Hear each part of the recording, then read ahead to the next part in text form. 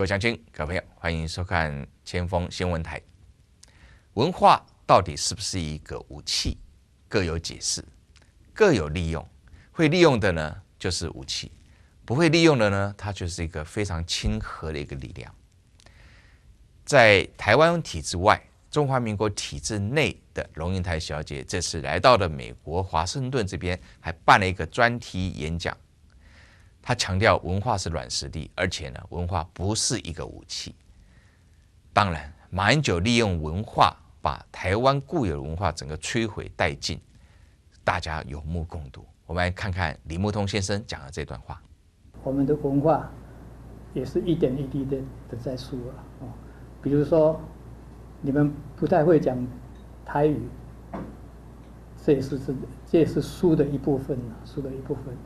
各位乡亲、各位朋友，我们可以看到李牧通强调，文化是一种武器，这个武器被马英九拿来用，被中共也拿来用。是的，中共是利用孔子学院的方式来渗透美国，来传达他们马克思主义的一种精华思想，也传达了一种叫做大一统的思想，跟美国独立建国的许许多多西方文化的精华是完全相反的思想，利用孔子学院这套武器来渗透美国。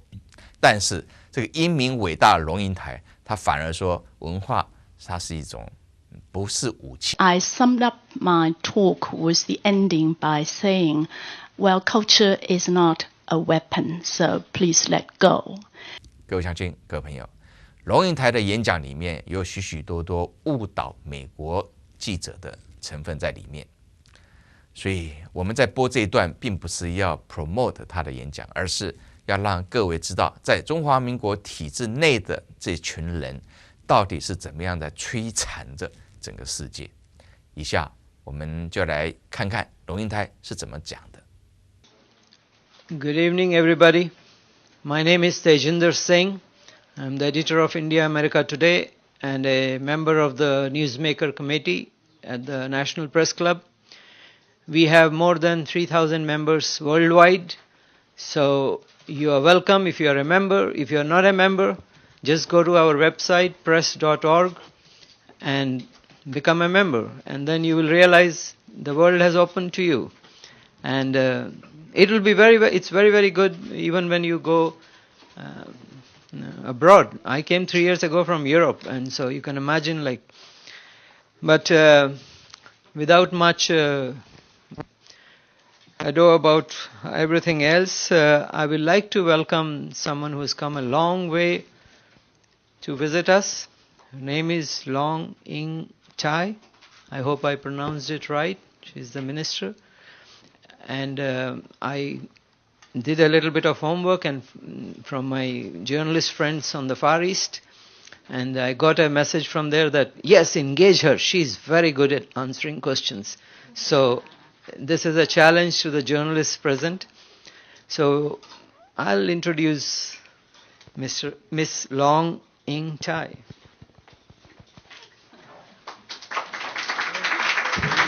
Thank you, Mr. Singh. Good afternoon. It's a real pleasure to be here. Actually, I got an invitation from GW about 2 years ago when I was still working and living in Hong Kong at the University of Hong Kong. When I first got the invitation, I wrote immediately back and told GW that I would love to come to Washington, D.C. However, I would wait for cherry blossom to come. And therefore, they waited for 2 years, and finally I could make it, and now I'm not a writer anymore, so I'm a civil servant now. But despite all that, it's what a pleasure to be here, and lovely weather these past couple of days. This time, making the trip to the U.S. is the first time in my capacity as Minister of Culture. This event here, I was only informed about this event a couple of days ago, and therefore I really did not prepare a formal speech for you. So I thought I would just casually have a conversation with you about, to keep you up to date about Taiwan or cross-strait affairs. So this Ministry of Culture is something very new and old. It actually pieced together 4 different ministries before. And so I left Hong Kong after 9 years of sojourn in Hong Kong. I left Hong Kong in February and joined the government and working on the reorganization of the ministry. So the official launching date was May 21st, so it's very, very new. And for the first time, we are managing to put together literature, publishing, with film, popular music, TV content, architecture, cultural heritage, and so on. So these are the major responsibilities of my ministry. And taking this trip this time, first to New York City, then to DC, and tomorrow I'm on my way to Vancouver. The main mission or intent of this trip is to get connected with some of the major cultural institutions in the United States. I met with people at the Met, and yesterday I had a very exciting meeting with the directors of the Smithsonian. And we have talked about the possibilities of working together, sending people here and receiving people from the United States, and to see if we have a possibility for broader cooperation. Another purpose of this visit is actually, as you can tell from my two talks so far, they are both concentrated on cross-strait relationship. The talk I gave at Asia Society in New York City was entitled Border Crossing, Writing, Politics, and the Strait, in which I talk about several types of border crossing, including to cross the border from being a so-called public intellectual writer into politics. And I talked about crossing the borders between Taiwan and China and the difficulties that we are facing. Yesterday, I gave the talk at GW, and the topic was soft power in a hard time, a cultural perspective on cross-strait relations, in which my main thesis was my views on the Confucius Institute and whether Taiwan Academy is meant to quote-unquote compete with Confucius Institute, and how from our side, how we look upon the efforts of China in promoting this Confucius Institute and the prospect of future cultural exchanges across the strait. So that's so far, and today here I am. What I would like, Mr. Singh, how long do you think I should talk? 2 hours or 15 minutes? Okay. Then the time is very short, so I think I would not. Although I was told when I heard that I was coming here, I was told that don't worry about it. The journalists in Washington are very kind. And I simply have to reiterate what I talked yesterday, but it bores myself if I have to repeat what I said yesterday. So, and therefore, I think what I'm going to share with you today is the very interesting status quo of the cross-strait situation now. For instance, in my Asia Society talk in New York City a couple of days ago, I gave some examples of our relationship now today, and I summed up my talk with the ending by saying, well, culture is not a weapon, so please let go. And yesterday already the spokesperson for the Taiwan Affairs Ministry of China, he already responded to my talk in Asia Society. He was giving Mr. Wang Yi was talking about the rights of the Chinese women or men who are married to Taiwanese men or women. And there are some legal issues involved. so much so that the Chinese brides, or Chinese, mostly women, the Chinese women, are not fully legally protected in Taiwan.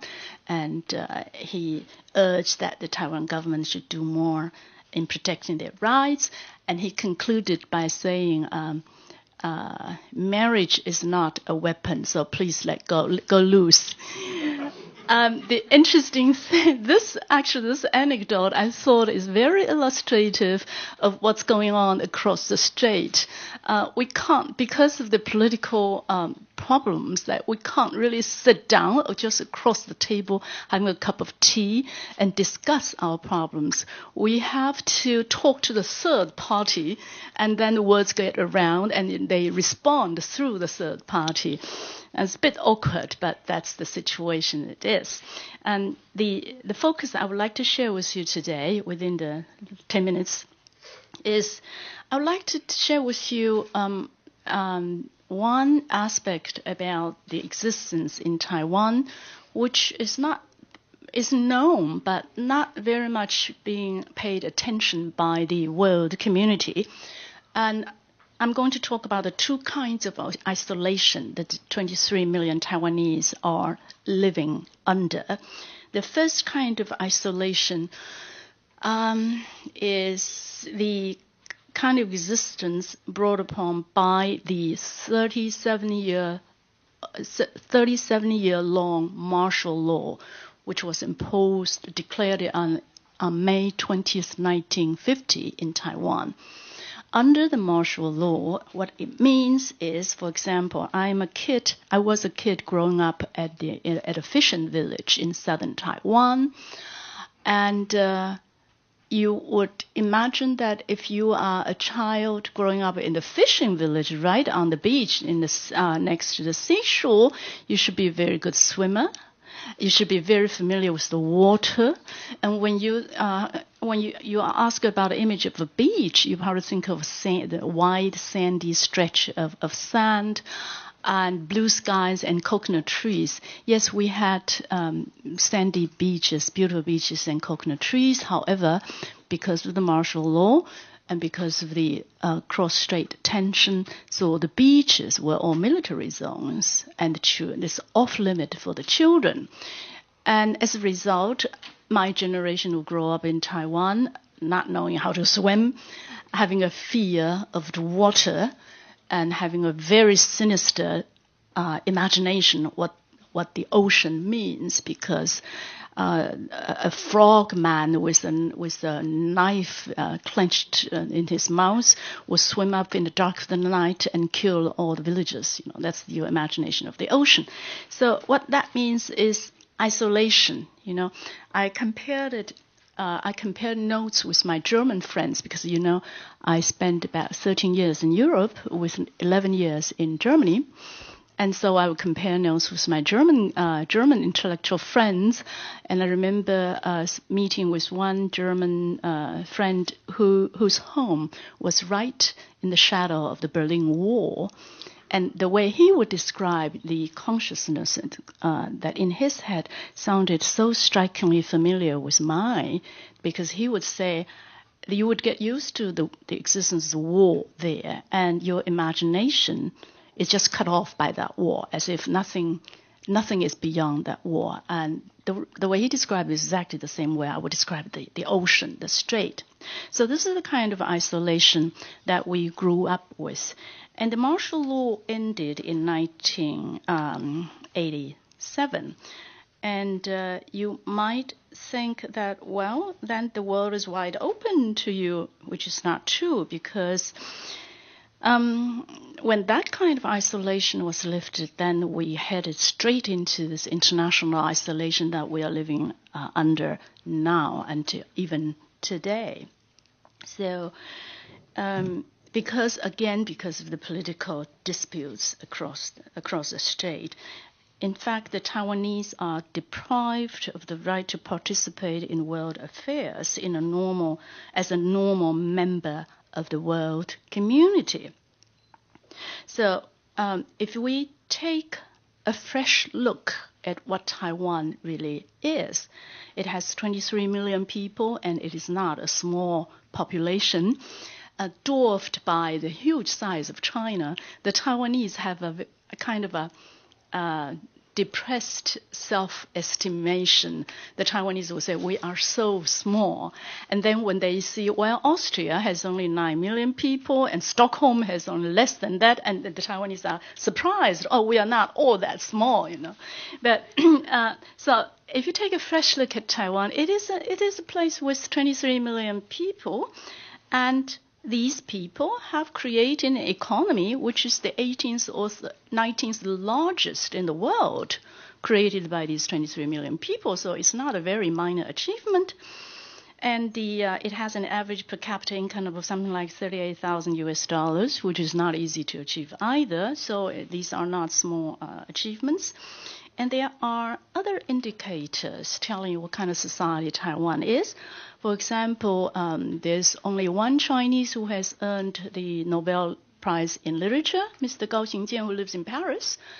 And I don't know if you're aware of, before he won the prize, all his works were banned. Even now, all his works are banned in China. And the only place that published his works are in Taiwan. All his works were and are published in Taiwan. And another indicator, if you are familiar with Malaysia, for instance, you probably know that Malaysia surprisingly produces a large number of excellent top-notch novelists and poets in the Chinese language. And these literati from Malaysia, Taiwan is their incubator. They publish there, they write there, they have readership there. And some more indicator, for example, we know that the filmmakers, movie directors, and songwriters, and even our cartoonists, they all have very prominent positions in Greater China. And all this kind of a cultural vivacity has a base, and that base is the democratic system of Taiwan, because it's a civil society and you're free to express yourself and so on. However, these 23 million people are really, to put it very bluntly, they are treated as second-class citizens because of the political problem. Their own elected political leaders are locked in. They cannot go to the United States, for example. And foreign head of states cannot come to Taiwan, and so any major world events cannot take place in Taiwan. So you will ask, well, does that matter? Does that matter? Because you have a free society, your artists to go out anywhere, your writers to go out, and all that. Does it matter? I would say yes, it matters a lot. In what sense? I would say, the children who are growing, generations and generations of children who are growing up in Taiwan are really denied of the right to learn what global citizenship means. They are deprived of the chance to get to know what concept that is. For example, when I was in Hong Kong, I noticed, okay, this World Summit of the finance ministers are going to take place in Hong Kong. So as school children, you learn from the newspaper, when you turn on the TV, you learn about what that is. You become world citizen. And then when you have an international dance competition or some UNESCO activities taking place, then children learn. And even when a political event or official event takes place in your city, then even the civil servants, they learn how to operate and how to negotiate and how to correspond with other governments. And all these chances are really deprived with the Taiwanese. So ironically, the right to participate, and actually I'm talking about a cultural right to participate in world affairs, is actually one of the most important human rights declared in the UN Declaration on Human Rights. Article 22, verbatim, it goes like this.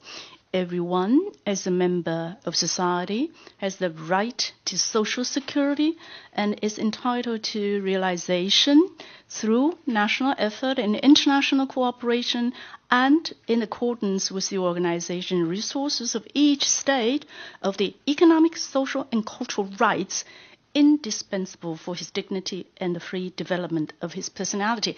And exactly this, the cultural rights indispensable for the dignity, I think the children are denied with the children growing up in Taiwan because of the political situation. So, and this cultural denial and indignity have been imposed on the Taiwanese for many, many decades now. And this kind of, I will use the word injury, actually cuts very deep into the collective psyche of the Taiwanese. And if this situation does not change or does not ease up, I think it's hard to expect a very genuine and true reconciliation across the state. So this is what I'd like to share with you today. Thank you so much. Okay.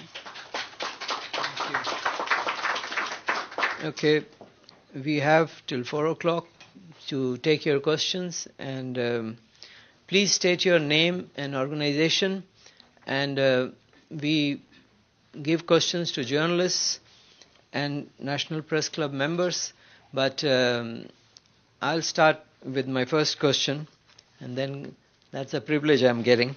So you mentioned about the 23 million people living depressed and self denial and all that. Have you got any solution?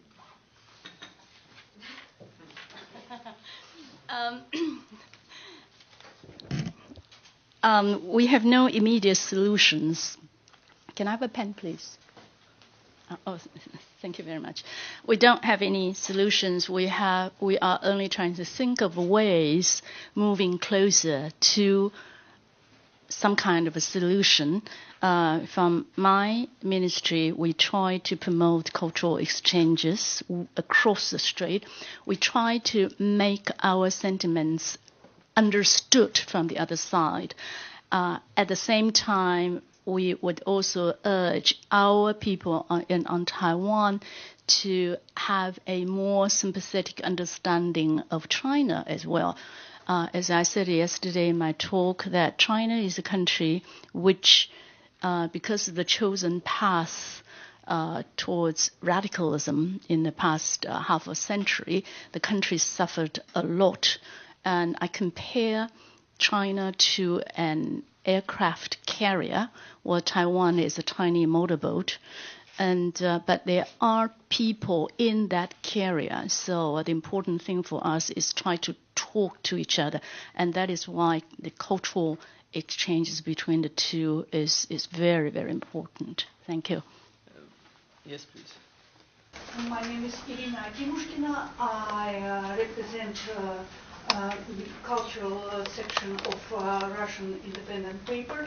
And my question is about your Fine Arts Museum, because when I was some 7 years ago in your country, I was really impressed by cultural heritage, and I learned that this treasury you have probably you cannot find in mainland China. And in this context, I wanted to ask you, have you had some cultural exchanges, exhibitions with other countries, especially Europe and North America? And as I understood, you discussed at Metropolitan Museum and at Smithsonian probably future exhibition. And I think you mentioned your thesis was culture is not a weapon. I think culture is much more. I think that during history we have many examples when culture saved and helped to re-establish relations with many countries. And I wish your country this cultural path. Thank you. Thank you so much. I think you're talking about the Palace Museum of Taipei. Yes, it is really a treasure house. And yes, the Palace Museum has had a number of important exhibitions in the world, in Europe, in the United States, and it's some of the treasures is going to Japan next year. At the same time, of course, there are problems there. For instance, there are very major pieces which we would not let them travel abroad because we have concerns about the legal things involved. If it goes to out of Taiwan, would Beijing challenge it legally and want the things back, then it becomes very messy. I have to stress that the Palace Museum is not under the Ministry of Culture. It actually is an independent ministry itself. But I agree with what you said, that we probably have to somehow get rid of the walls in our minds and try to take a fresh look at what culture can do in making bridges. You are right. Yes. Go ahead. Yeah. I just don't want to block her. Yeah, please come. Thank you. My name is Dong Huiyu with China Review News Agency of Hong Kong. It's my pleasure to listen to your speech the second time. Yesterday you mentioned that it would be very difficult for Taiwan to cut a line between receiving positive influence from the mainland China and interacting with mainland China with the open mindset and security, national security.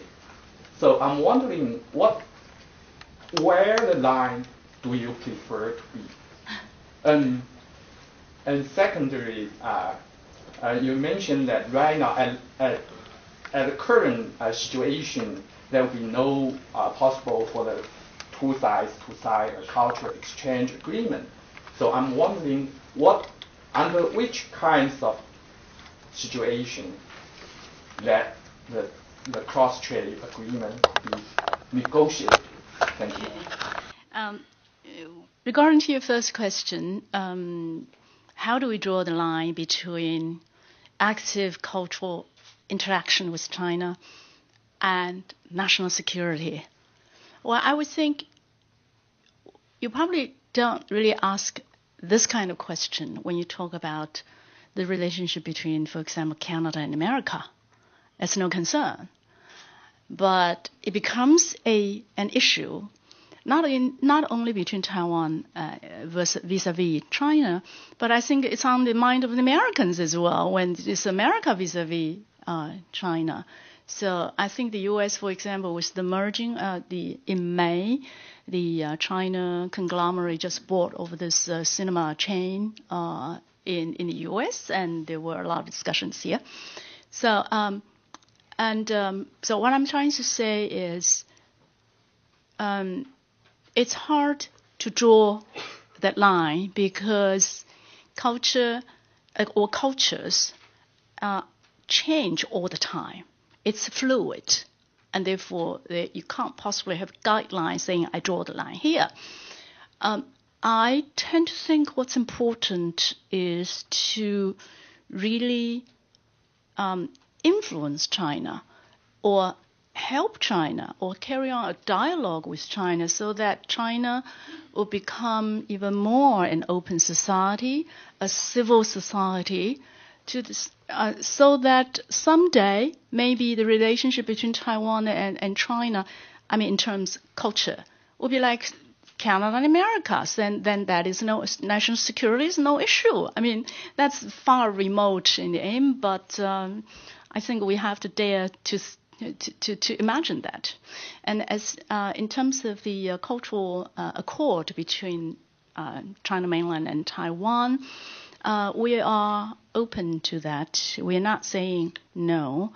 As a matter of fact, we hope to sit down with them to discuss very practical issues. For example, with the custom. When our symphony orchestra travels with a whole group with all kinds of musical instruments getting across the border, we have problems with the instrument. So we tend to be more pragmatic. Let's say, why don't we talk about customs? Why don't we talk about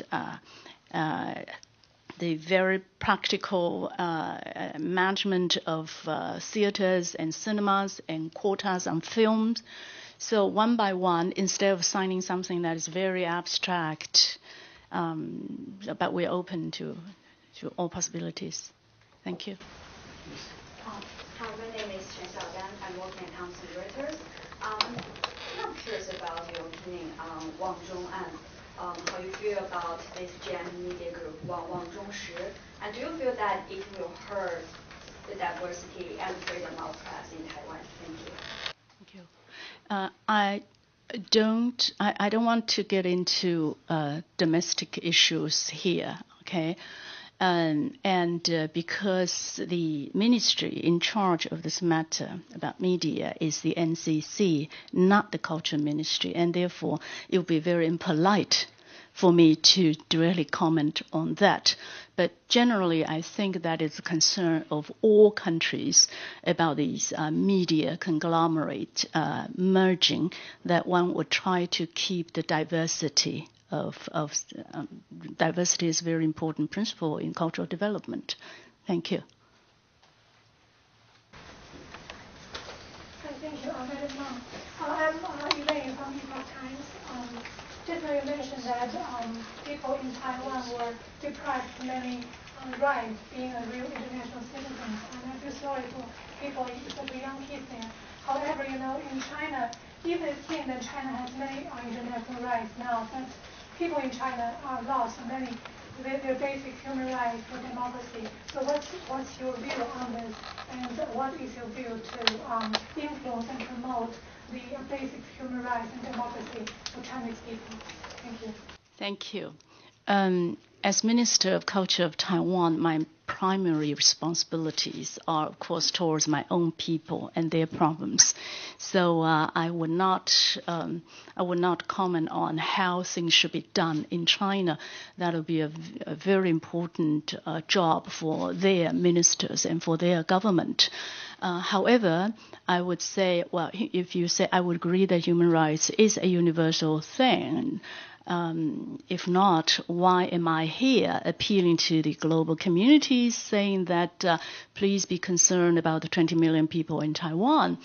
We see the problems that you are talking about. I would say the world. I would say we should engage China. We should engage China in all these discussions. So that China would be if every Chinese would feel that he or she is an integrated member of the global community, then things might be different. Okay, I'll go ahead with my next question. You have been stressing about the culture, but you cannot develop a culture in suppressed, deprived conditions. So what is the government of Taiwan doing to bring it out?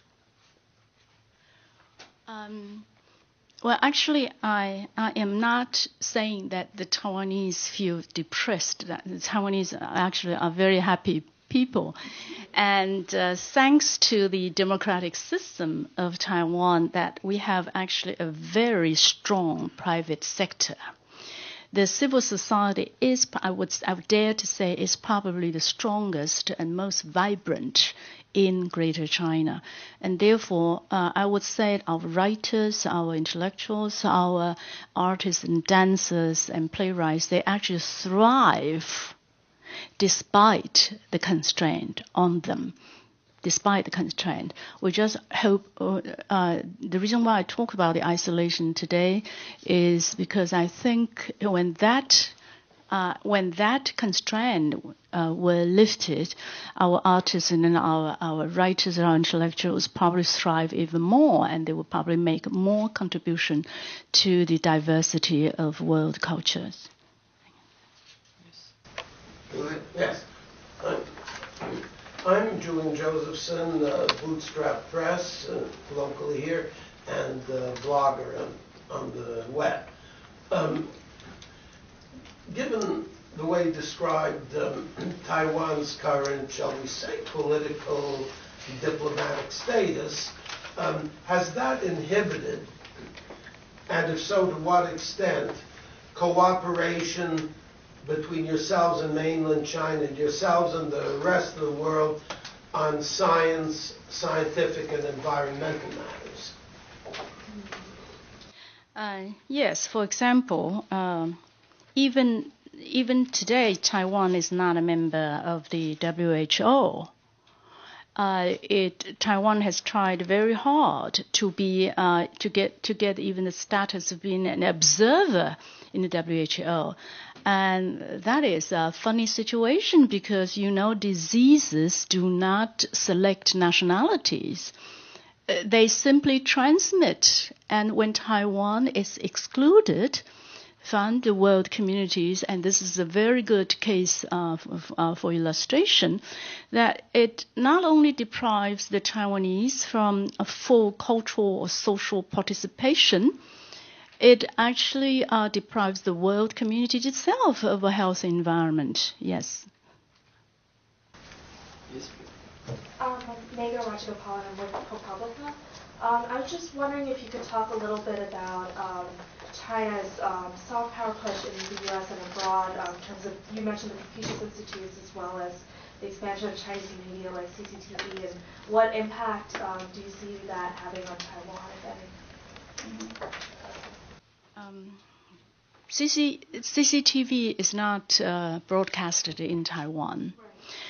Right. Nor do we have a Confucius Institute. Actually, I think Taiwan itself is a Confucius Institute.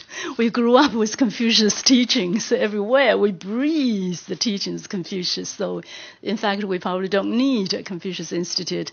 But so I think the Taiwanese are a bit concerned about the Chinese influence, cultural influences, as I don't know. Are the Americans concerned about it? Because the Confucius Institutes are very active in the United States, and there are some concern voiced in the United States. However, I would think a culture as self-confident and as robust as America, there are probably no reasons to worry about the intellectual influences expressed by Confucius Institute. And in Taiwan, I think the Taiwanese are also pretty confident on their own culture, because as an open society, then you have seen it all. I mean, there is also a Communist Party in Taiwan. And since you can express as you wish, and you are exposed to all kinds of opinions, you really are not that worried about some systematically controlled kind of idea imposing on you. So that really is not the worry. Thank you. You just mentioned that. To the question that Taiwanese are, they can express themselves, and so why we do not see more expressions from Taiwanese in the U.S.?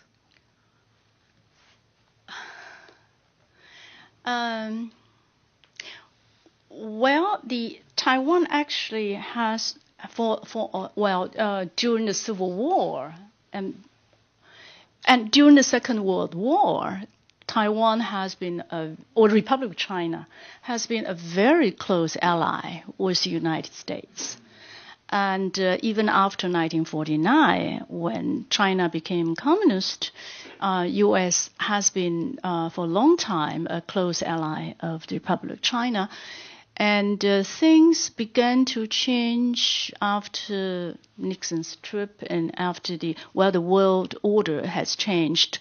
And China has grown in a way it has to be accepted as as a good member of the world community. And so if you're talking about nowadays, why isn't the Taiwanese voice more heard in the United States? If you compare the size, I mean, it's probably natural, it's probably normal. You first see the aircraft carrier before you see the little boat.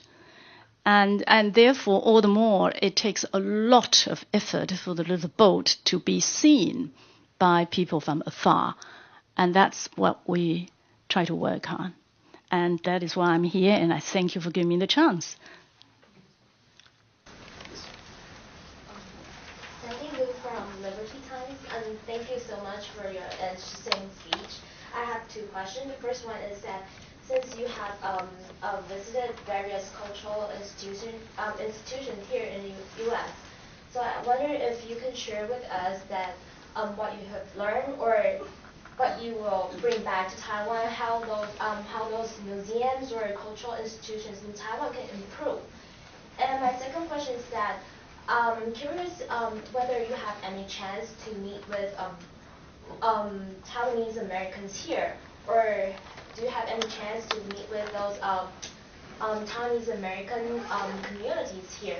Because as far as I know, they are very active in promoting Taiwan culture here in the U.S. So I wonder if the Ministry of Culture consider maybe some kind of cooperation with them to promote Taiwanese culture here in the U.S. Thank you. Thank you.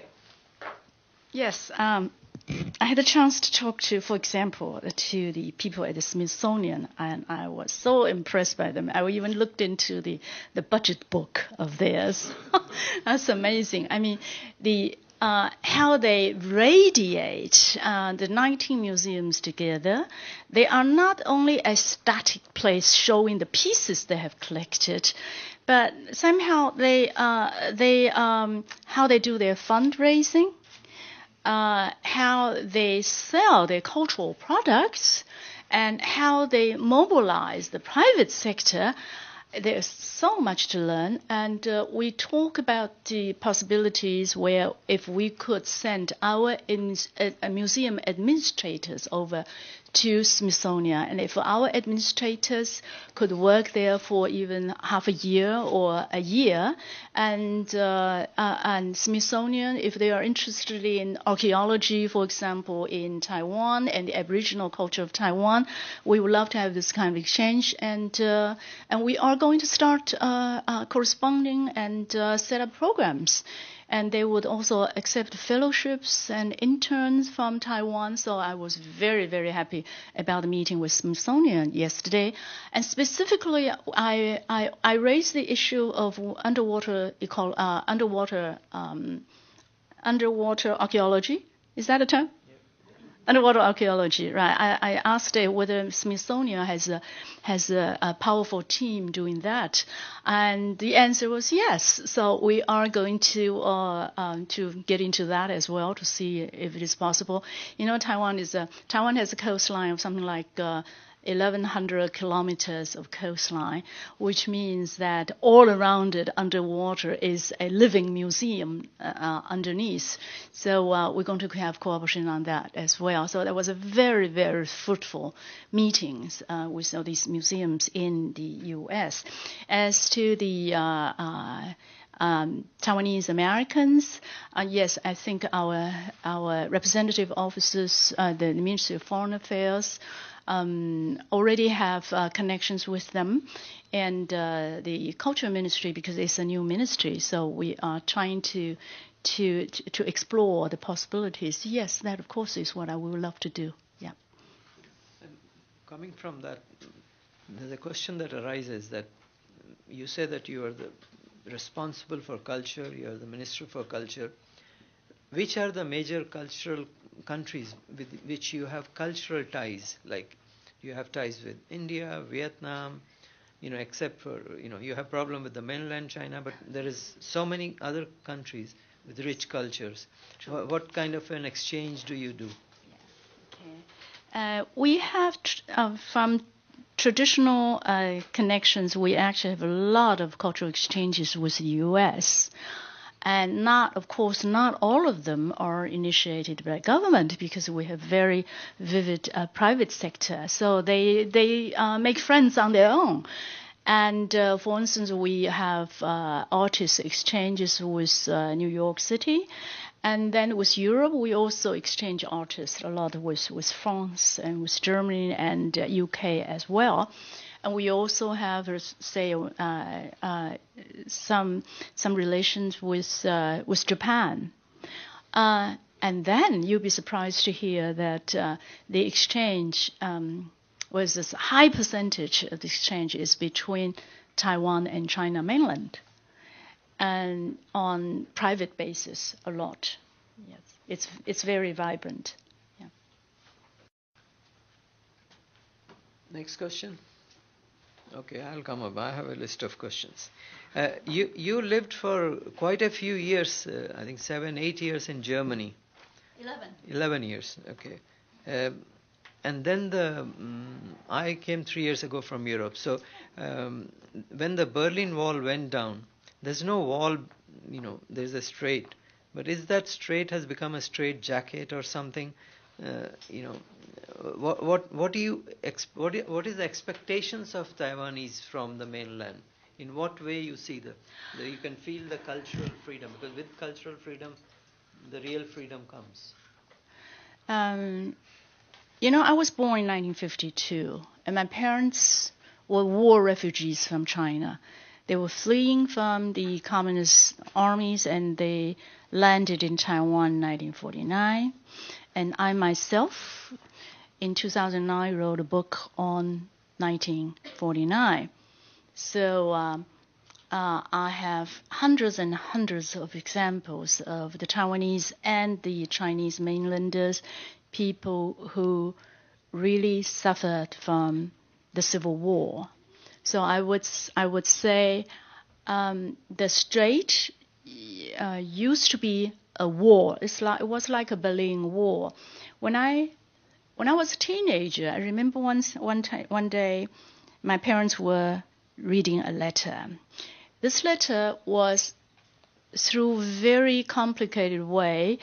It went through Hong Kong, and then my parents got it. It's a letter sent by their own son, who was left behind in 1949 when he was about 2 years old. So he was my brother. And this brother of mine grew up alone in China without the parents. And there was no correspondence between Taiwan and China. And so my brother was already 16 when my parents, for the first time ever, they got any news from the son whom they presumed was already dead. So they read the letter in the back room, and they cried all night. And the next morning, they showed me the letter. I still remember that letter. And then they burned the letter, and they never wrote back, because if you were caught corresponding, you could very well get a death penalty during those days. Okay, so that was the time that we grew up in, and all the more, I think people should be aware that the Taiwan could achieve what they have achieved so far today. They have gone a very, very long way, and with examples like this. Okay, and that letter from my brother, he was a 16-year-old, and you could imagine with the Cultural Revolution and all that upheavals going on in China. So in this letter, the 16-year-old boy from the very backward countryside of Hunan province, he actually wrote very bravely. He said he had found a way of escaping from his own village in the mountain, and he could get as far as Guangzhou. And he asked my parents to somehow make arrangement that he could be picked up from Guangzhou. And you can imagine this letter. I mean, this letter could bring you a death penalty to my parents. And then my parents, they were so poor, they didn't have any means at all to do anything for him. So that was this is just a very small dot of a gigantic national tragedies that as a result of the Civil War. So what I would say is, being the strait or being the war, the things that we really people on both sides of the strait really have to put all our effort and our hearts in is to promote peace. We have to do everything that's within our reach to prevent war, by all means. Thank you. I was... yes, please. William Lauder, the Taipei Times. Over the last 4 years, Taiwan has become closer and closer to the mainland in many ways. Do you have any apprehensions, concerns, worries about that closeness and what might happen in the years to come? Do you have any fears of Chinese influence having bad effects on Taiwan? And secondly, I must ask, what happened to your brother? Are you in contact now? I'll tell you a story of my brother first. I came to the United States to do my graduate studies in 1975. And because it's kind of you have family in China, it meant danger. And so we as children, I only knew vaguely I have a brother somewhere in the village. And I have no idea what China looks like or where that village is. But in 1975, I arrived in the United States. And I decided, I remember I have a brother there. And I should write a letter and look for him. So that's what I did. I wrote a letter. I have no address. But I remember my parents told me, I would not talk to my parents about it either because it's dangerous. It's illegal. So I just decided on my own that I would write a letter looking for him. So I wrote a letter to Mr. Long Ying Teng. His name is very similar. Long Ying Yang. His name is very similar to mine. Long's village, Hengshan, which is the name of the town, Hunan. That's all I did. And miraculously, about a month later, I got a letter back. I don't know how it happened, but I got a letter back. He was alive. That was already 1975, so he was born in 1947, and it's been how many years? I got a letter back, he was alive, and then he even told me that my father's mother was alive too, grandmother. And that was, you can imagine, that was 79, I was still in the time of Cultural Revolution. And you could imagine what kind of shock that was for them. He didn't even know he had younger sisters and brothers. He didn't know his parents were alive. And he got this letter from me, studying in America, somebody with this name. So, and then I began to save my little US dollars. I would send $5, put it in the envelope, or $10 to them. And of course, later on, all my books that were published in China, all the royalties would go to him.